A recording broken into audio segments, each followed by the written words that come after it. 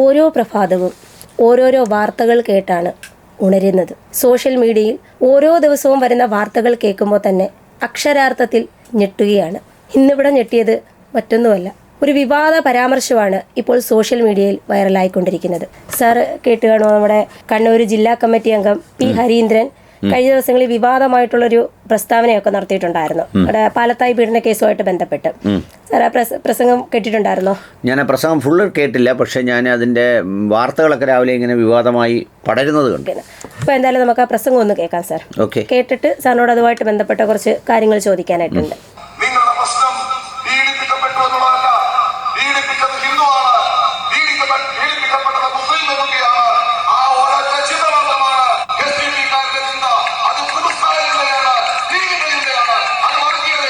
ഇപ്പം ഇദ്ദേഹത്തിന്റെ വിവാദ പ്രസംഗം ഇപ്പൊ സാറ് കേട്ടല്ലോ. അപ്പൊ ഇദ്ദേഹം അവിടെ പീഡനത്തിനല്ല ഫോക്കസ് കൊടുത്തത്. ഇദ്ദേഹം അവിടെ അതിനകത്ത് കുത്തിത്തിരികിയത് വർഗീയതയൊന്ന് കുത്തിത്തിരികി. ശരിക്കും പറഞ്ഞ ഇവിടെ പീഡിപ്പിക്കപ്പെട്ട പെൺകുട്ടിയുടെ അഭിമാനത്തിനെ ചോദ്യം ചെയ്യുകയും ആ കുട്ടിയുടെ ജീവിതത്തിനെ ചോദ്യം ചെയ്യുന്ന രീതിയിലുള്ള ഒരു പ്രസംഗമല്ല ഇദ്ദേഹം ഇവിടെ നടത്തിയത്. യഥാർത്ഥത്തിൽ അതിനകത്തൊരു ലീഗൽ പ്രശ്നമുണ്ട്. അതായത് ഒരു കോടതി വിചാരണ നടത്തി ക്ലോസ് ചെയ്ത് വിധി പറഞ്ഞിരിക്കുന്നൊരു കേസാണ്. ആ കേസിൽ ഇനി അതിൻ്റെ മുകളിൽ അപ്പീൽ പോകാം. ആ വിധിയെ സംബന്ധിച്ച ആളുകൾക്ക് ആക്ഷേപം ഉണ്ടെങ്കിൽ പറയാം. ആ വിധിയെ സംബന്ധിച്ച ആക്ഷേപങ്ങൾ പിന്നെ സ്വാഭാവികമായി സംഘപരിവാറിലെ ഔദ്യോഗിക BJP നേതാക്കളാരും പറഞ്ഞില്ല.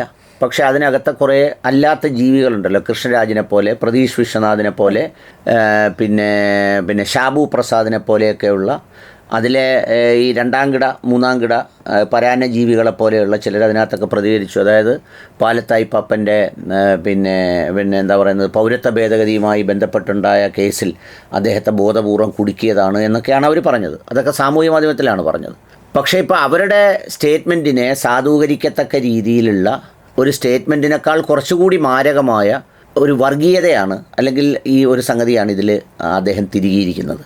അതിൽ അദ്ദേഹം ആദ്യം ചോദിക്കുന്നൊരു ചോദ്യമുണ്ട്. അതായത് വേറെ ഏതെങ്കിലും ഉസ്താദുമാരുടെ കേസിൽ ഇതുപോലെ ഇടപെട്ട് കണ്ടിട്ടുണ്ടോയെന്ന്. ഉസ്താദുമാരുമായി ബന്ധപ്പെട്ട് പീഡനങ്ങൾ ധാരാളം കേസുകൾ ഉണ്ടായിട്ടുണ്ട്. പള്ളിയിൽ അച്ഛന്മാരുമായി ബന്ധപ്പെട്ടുണ്ട്, പിന്നെ ബാക്കിയുള്ള ആളുകളുമായി ബന്ധപ്പെട്ടൊക്കെ ഉണ്ട്. ഈ മുഖ്യധാര രാഷ്ട്രീയത്തിലെ നേതാക്കളുമായി ബന്ധപ്പെട്ടുണ്ടായിട്ടുണ്ട്, എല്ലാവരുമായിട്ടും ബന്ധപ്പെട്ട് പീഡനം ഉണ്ടായിട്ടുണ്ട്. അങ്ങനെ പീഡനം ഉണ്ടായപ്പോൾ മുസ്ലിം സമുദായത്തിലെ ഒരു പ്രത്യേകത എന്താണെന്ന് വെച്ചാൽ, ഞാനതിനെയൊക്കെ വിമർശിച്ചിട്ടുള്ള ആളാണ്. ഈ പീഡനത്തെ അതിരൂക്ഷമായി വിമർശിച്ചിട്ടുള്ള ആളാണ്. ചിലരെങ്കിലുമൊക്കെ ആരെങ്കിലും സാമൂഹ്യ മാധ്യമത്തിൽ അത് ഒരു സംശയത്തിൻ്റെ ദൃഷ്ടിയിലൊക്കെ പെടുത്തിയാൽ പോലും ഞാൻ അതിനകത്ത് കർശനമായ നിലപാടെടുത്ത് പറഞ്ഞിട്ടുള്ള ഒരാളാണ്.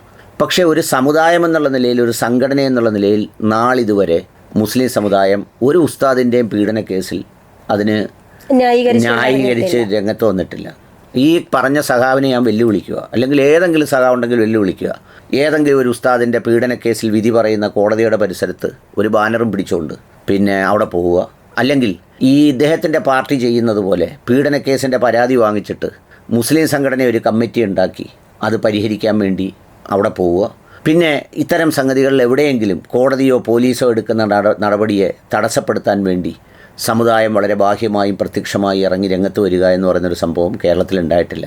എന്ന് മാത്രമല്ല, ഈ സമുദായങ്ങൾക്കകത്തുള്ള അന്തഛിദ്രത കാരണം പല കാര്യങ്ങളും സ്വതന്ത്രമായി, ഇപ്പോൾ MM അക്ബറിനെ അദ്ദേഹത്തിൻ്റെ സ്കൂളുകളെ റെയ്ഡ് നടത്തി ഒരുപാട് ആളുകളെ, അതിനകത്തുള്ള മുസ്ലിങ്ങളിൽ അത് പ്രബലമായ സുന്നി ആകട്ടെ സമസ്തയാകട്ടെ മറ്റൊരാവട്ടെ ഒരു അക്ഷരം മിണ്ടിയില്ല. എന്ന് പറഞ്ഞാൽ മുസ്ലിം സമുദായത്തിലെ സംഘടനകളുടെ സ്ഥിതി എന്താണെന്നറിയോ, അവർക്ക് അമിത്ഷായെയും മോഡിയെയും അമീറായിട്ട് കണ്ടാലും കുഴപ്പമില്ല.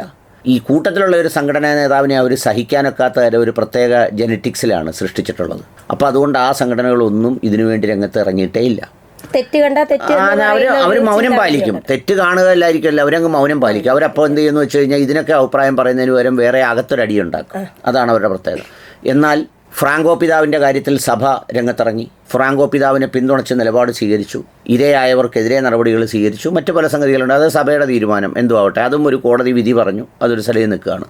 അപ്പോഴാണ് ഇത്തരമൊരു പ്രസ്താവന നടത്തുന്നത്. ഇവിടെ നടക്കുന്നത് എന്താ, ഈ പറയുന്ന ആളിനെ ന്യായീകരിച്ചുകൊണ്ട് രംഗത്ത് വന്നാണ് ഈ സംഗതി പറയുന്നത്. അപ്പോൾ അതുകൊണ്ട് വേണമെങ്കിൽ ഇദ്ദേഹത്തിന്റെ ഈ ഒരു പറച്ചിൽ കേൾക്കുമ്പോൾ ഇദ്ദേഹത്തെ സഖാവെന്ന് വിളിക്കുന്നതിന് ഓരോ സംഘി സഖാവെന്ന് വിളിക്കുന്നതായിരിക്കും പുള്ളിക്ക് കുറച്ചും കൂടെ ചേരുന്നത്. ഒരിക്കലും അങ്ങനെ സംസാരിക്കാൻ പാടില്ല. അങ്ങനെയല്ല, ഇവരൊക്കെ എന്താ ചെയ്യുന്നത് വെച്ച് കഴിഞ്ഞാൽ, ഇവരൊക്കെ ഈ 10 വോട്ടിൻ്റെ ലാഭത്തിന് വേണ്ടി ഇപ്പം മൊത്തത്തിൽ ഇവരെ ഇപ്പം മുന്നോട്ട് നയിച്ചുകൊണ്ടിരിക്കുന്ന ഒരു ആശയം എന്ന് പറയുന്നത് വെള്ളാപ്പള്ളി നടേശൻ്റെ ആശയമാണ്. അപ്പോൾ ആ വെള്ളാപ്പള്ളി നടേശൻ്റെ ആശയത്തിൻ്റെ ഒരു പ്രധാനപ്പെട്ട ഫോക്കസ് എന്ന് പറയുന്നത്, നമ്മളെന്താ പറയുന്നത്, ഇപ്പം ഒരു മരുമോളെ ആക്രമിച്ചാൽ വേറൊരു മരുമോടെയും നാത്തൂമാരുടെയും ഈ ആക്രമിക്കപ്പെടാത്ത മരുമക്കളുടെ കുടുംബത്തിൻ്റെ എല്ലാം പിന്തുണ ഒരു അമ്മായിയമ്മയ്ക്ക് കിട്ടുമെങ്കിൽ കുടുംബത്തിനകത്ത് കണക്കെണ്ണി നോക്കുമ്പോൾ അതല്ലേ നല്ലത്. ഒരു മരുമോളെ അങ്ങ് ആക്രമിച്ചാൽ മതിയല്ലോ. അപ്പോൾ അതിനൊരു മരുമോളായിട്ട് നിർത്തിയേക്കുകയാണ് ഈ മുസ്ലിം സമുദായത്തെ ഇത്തവണ മാരാരിത്തോട്ടം എന്ന് പറയുന്ന ഇവിടെ ഒരു കാളച്ചന്തയുണ്ട് ഞങ്ങളുടെ കൂടെ. ഈ ചില പശുക്കളെയൊക്കെ കൊണ്ട് കെട്ടിക്കുന്ന അങ്ങനെ കെട്ടിയേച്ച് നിർത്തിയേക്കുക, ഞങ്ങളെ മൂരിയാക്കി നിർത്തിയേക്കുക. അപ്പോൾ ഒരു സമുദായത്തിനെ മാത്രം ഫോക്കസ് അല്ല, അതിൽ 2 ആസ്പെക്റ്റ് പറഞ്ഞിട്ടുണ്ട്. അപ്പോൾ ഒന്ന്, മുസ്ലിം സമുദായം ഇത്തരം കാര്യങ്ങളിൽ ഇടപെട്ടിട്ടില്ല, അഭിപ്രായം പറഞ്ഞിട്ടില്ല, 80 വർഷം 90 വർഷം 100 വർഷമൊക്കെ ശിക്ഷിച്ചിട്ടുണ്ട്. രണ്ടാമത്തെ ഭാഗം പുള്ളി പറയുന്നത് എന്താണെന്നറിയോ, ഇതിൽ പ്രതിയായത് ഒരു ഹിന്ദു ആയതുകൊണ്ടല്ലേ ഈ മുസ്ലിം സംഘടനകൾ ഇത്രയും താല്പര്യം എടുക്കുന്നത്, മുസ്ലിം ലീഗ് മറ്റൊരുന്നൊക്കെയാണ് പുള്ളി ചോദിച്ചിരിക്കുന്നത്. അങ്ങനെയാണെങ്കിൽ തിരിച്ചു വേണമെങ്കിൽ നമുക്കും ചോദിക്കാമല്ലോ. അല്ല, അത് മാത്രമല്ല, ഇത് ഹിന്ദു ആയതുകൊണ്ടല്ല ഇതിനകത്ത് ഇടപെട്ടത്. ഇത് യഥാർത്ഥത്തിൽ ഇടപെട്ടതും ഈ കേസിനെ ഇങ്ങനെ കൊണ്ടുപോയതും എല്ലാം ഒരു പൊതുസമൂഹമാണ്, ഒരു കൂട്ടം പിന്നെ ഇതിനകത്ത് ശ്രദ്ധയുള്ള ആളുകളാണ്. എന്താ സംഭവിച്ചത്?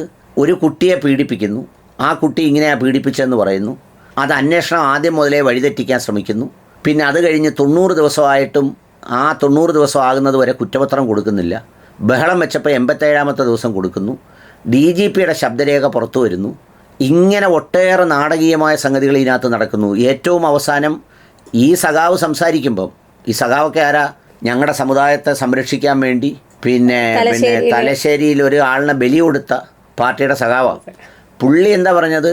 വിധി വന്ന വിധിക്കകത്ത് പോലും പറയുന്നു ഇതൊരുപാട് മാനിപ്പുലേറ്റ് ചെയ്തു, ഒരുപാട് രേഖകൾ തിരുത്തി, അധ്യാപകർ കാണിച്ചത് മര്യാദകേടായിരുന്നു, കൗൺസിൽ നടത്തിയവർക്കെതിരെ നടപടിയെടുത്തില്ല എന്ന് പറഞ്ഞിട്ട് ഇപ്പോൾ ദിനുവെയിൽ എന്ന് പറഞ്ഞ ഒരാൾ പരാതി കൊടുത്ത സസ്പെൻഷൻ വാങ്ങിച്ചത് ഒരു മൗലവിയും കൊടുത്തില്ല. ദിനുവെയിൽ എന്ന് പറയുന്ന എൻ്റെ ഒരു അനുജൻ, ഈ സാമൂഹ്യ പ്രവർത്തന രംഗത്ത് സാമൂഹ്യ വിഷയങ്ങളിൽ ഇടപെടുന്ന ഒരു സോഷ്യൽ ആക്ടിവിസ്റ്റാണ് അവനാണ് ഒരു പരാതി കൊടുത്തത്. അവൻ പരാതി കൊടുത്തില്ലായിരുന്നെങ്കിൽ ഈ മുസ്ലിം സമുദായത്തിലെ സമസ്തയോ ദക്ഷിണയോ പിന്നെ AP കാന്തപുരമോ ജമാഅത്ത് ഇസ്ലാമിയോ മുജാഹിദോ മുസ്ലിം ലീഗോ ആരും പരാതി കൊടുക്കത്തില്ല. അത് മാത്രമല്ല, ഈ കേസിന്റെ വിധി പറഞ്ഞത് ഒരു ജഡ്ജിയല്ലേ, അല്ലാതെ മുസ്ലിം സമുദായത്തിൽപ്പെട്ട ആരുമല്ലല്ലോ. അല്ല, സംഘടനയല്ലല്ലോ. കാന്തപുര അബൂബക്കർ ഉസ്താദ് അല്ലായിരുന്നല്ലോ ജഡ്ജി. അപ്പോൾ അതുകൊണ്ട് ഇത് ബോധപൂർവം ഒരു സമൂഹത്തിനകത്ത് തെറ്റിദ്ധാരണ ഉണ്ടാക്കി ഈ 10 വോട്ടിന് വേണ്ടി എന്തോ നേടാൻ വേണ്ടി ശ്രമിക്കുന്നത് ഒരു ശ്രമത്തിൻ്റെ ഭാഗമാണ് ഈ നടന്നതെന്നുള്ളതാണ് എൻ്റെ അഭിപ്രായം. പിന്നെ കേൾക്കുന്നവർക്ക് വിലയിരുത്താം, നിങ്ങൾ വിലയിരുത്തിയാൽ മതി. എല്ലാ രേഖകളുടെ അടിസ്ഥാനത്തിൽ പരിശോധിച്ചാൽ മതി അദ്ദേഹത്തിൻ്റെ നിലപാട് എത്രത്തോളം വാസ്തവമായിരുന്നു.